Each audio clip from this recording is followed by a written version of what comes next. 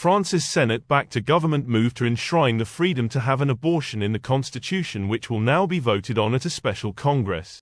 President Emmanuel Macron last year pledged to put the right to terminate a pregnancy, which has been legal in France since 1974, into the constitution after the U.S. Supreme Court in 2022 overturned the half-century-old right to the procedure, allowing states to ban or curtail abortion.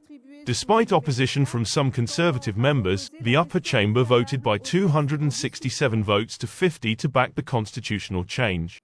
The lower house National Assembly overwhelmingly voted in favor of making abortion a guaranteed freedom in January, with almost all members of Macron's centrist minority coalition as well as left-wing opposition parties approving it.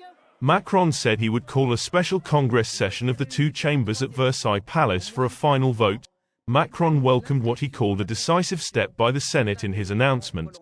Justice Minister Éric Dupond-Moretti said France was on the verge of a historic day when it became the first country in the world to protect in its constitution the freedom of women to decide what happens to their bodies. The plan faced some opposition from right-wing senators, and the government chose the expression guaranteed freedom as an apparent compromise between both houses. The lower house in 2022 had approved enshrining the right to an abortion, while the Senate last year was in favor of adding the freedom to resort to the procedure. However, before the full vote, a Senate committee on Wednesday rejected motions from the right to amend the text of the proposed revision.